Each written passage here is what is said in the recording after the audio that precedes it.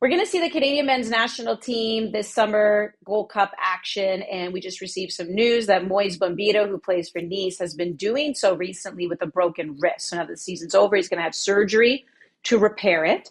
He's not been 100% ruled out of Gold Cup, but it's definitely put his availability in question. Maybe just wants a little bit of rest and recovery. I mean, yes, it is a wrist as opposed to lower body, but who knows how the player is going to feel. Just how irreplaceable has he made himself, Jordan? Like when you think of him not being able to, maybe not being there, what kind of questions do you have? Who fills in for him? I wonder if this was like hyperbolic when I was talking about it or thinking about it before we did the show. Is that can Marsh play this way without him? I don't think so. I feel like I just don't. He's like a sweeper, he's like a stopper, and he's almost in a way the center back that glues everything together. Like the fact that he wins the ball so high, the fact that, okay, when teams finally figure it out and play the ball behind, he has the speed and the wherewithal to get to the ball before the defender or block or whatever it is. Like he's grown into a quiet leader, and he's grown into someone that you just can't play without. I just don't, this is not a slate on the other players. I just don't know if Waterman or other players can go and play that type of way. It's very difficult when Marsh asks Cornelius and Bombito to do all the time, to play an insecure type of way. Like if a guy gets by you, you're done. There's no cover.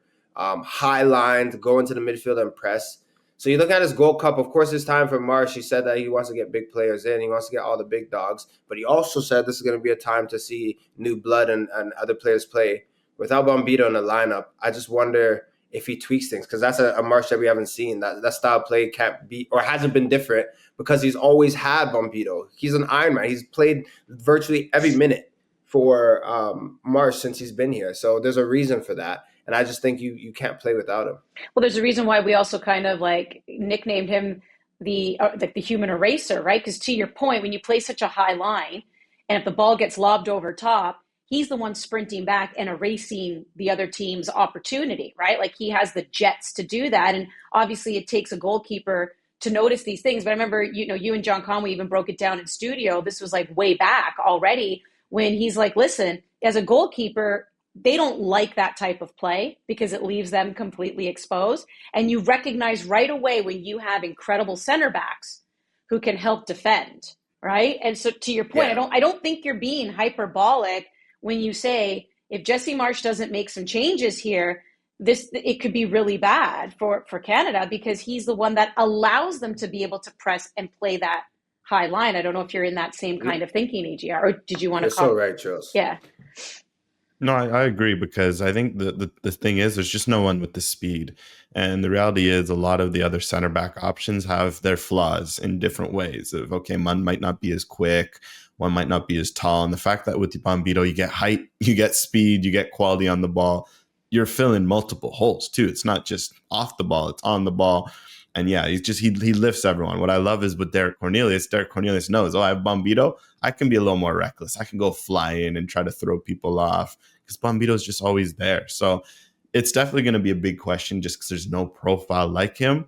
I guess the good news is at the Gold Cup, I think that there's just other than the US and Mexico, depending on who they bring, maybe I guess Jamaica, if they bring some of their speedsters, those are some of the teams to watch. I don't think this backline will be put under enough stress. But to Jordan's point, I think Marsh is going to have to adjust because no way they're going to be able to play the same way just because Bombito carries that backline. But then, AJR, I want to know, too, how you feel. You think that Marsh would change that? Like, that's what I'm thinking about. It's like he's come in and said, this is the style. You have to conform to it. But then there's players that have thrived through that. Schaffelbergs, Bombito, different type of athletic players. Like, would he switch that for Gold Cup? I just don't see a world where that happens either. So I think tough. you have to do tweaks. Like, for example, maybe your fullbacks aren't as aggressive because you maybe need a little more of a, help defending from your wide players. It's less on the center backs because even the fullbacks are more aggressive because they know Bombito's got my back. Maybe that'll be something to change where it's more of a 4-man unit at the back defending and you kind of switch it up. Maybe put more onus on your wingers to attack. So, yeah, I don't think Marsh is going to throw out the system. That's not his style. But you have to tweak, right? That's being a coach. You have to find adjustments and availability plays into it. You can't play a certain way if you don't have the horses to run. Exactly. We'll be keeping an eye on that Moise Bombito story, that's for sure.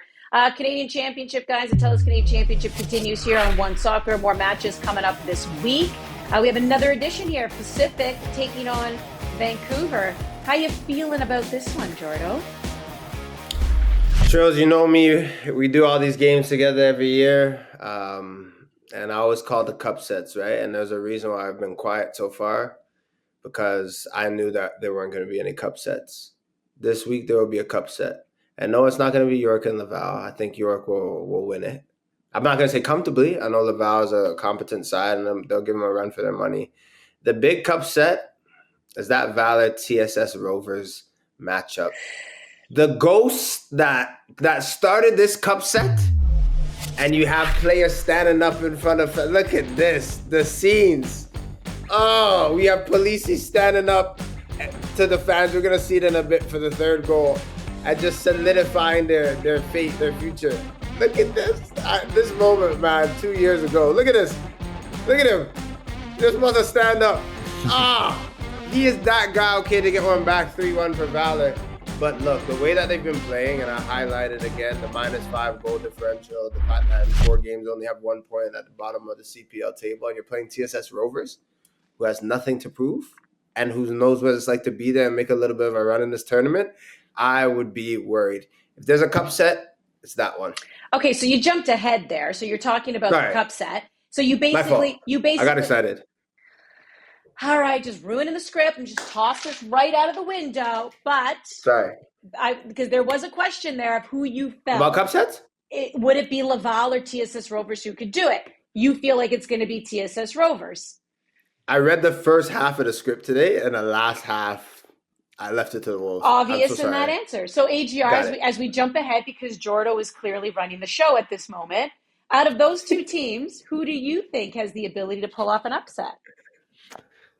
I'm going to go Laval, because I think with TSS Rover, I'm going to go Laval has more of a chance. Those Liga Quebec teams are no joke. They got so much talent. The thing is with the Rovers right now, what's going to be interesting to play out, they've gone through a bit of a transition year here in League 1 BC. They've lost some key guys this offseason, just talking to people who know the club. This is tough. They're going away to Valor. For the Valor, this is their season. They're going to put out their A team. Guys like Tordek, who are suspended next week. You know he's going to go 90. You know he's going to give them a tough time.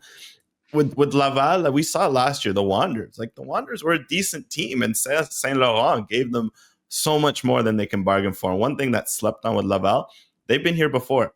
And they put in a good shift against Forge a couple years ago. And I think had they drawn another team that wasn't Forge, they might have made some noise. So that's why I'm looking at a Laval as some team that maybe could cause some problems. All right. Well, now I'm going to come right back to you, AGR, with my original question between Pacific and Vancouver.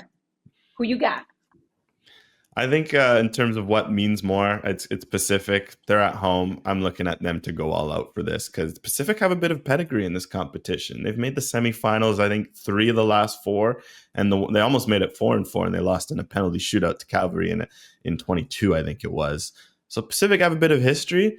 This is going to be a great competition to get some momentum if they want to do that. Vancouver, they've had some rough memories in this. They have the York loss 2 years ago. I know that really stung. And then last year in Calgary, they went away and there was the whole ball drama, etc. But I think with Pacific, they're going to go all out for this. They have the history in this competition and they know how important this is for them. Like, this is one that if they lose, then some alarm bells are really, really going to be going off in Vancouver Island. Mm-hmm. My take is quick. 2 teams that need it, but I'm actually calling this game with Adam Jenkins, and I've prepared to have a snack because we're going to Pens. 1-1, tight stadium at Starlight Stadium. We're going to Pens, and whoever's the better penalty kick takers, or I know this will be for you, Chills, whichever keeper keeps their team in it is going to the next round. It's going to be a very, very close and tight game. We're going to Pens. All right, we got 1 minute left here, and I'm wondering if you saw anything from a 0-0 draw between Halifax and Forge over the weekend that gives you a hint as to how Wednesday's rematch is going to play out, Jordo. They're going to play it as close as that match was, but probably even closer. I think. So we're going to Pens again? I wouldn't say that. I would say there's probably a hero that needs to step up, but it's going to be a 1-0 game. Like there aren't going to be many goals in it. Don't expect a 3-2 thriller. Like, it's going to be very, very close. And knowing Bobby Smirniotis and Geiser and how they approach that match, they're all going to be very calculated. No one's going to take huge risks. Do you feel the same way?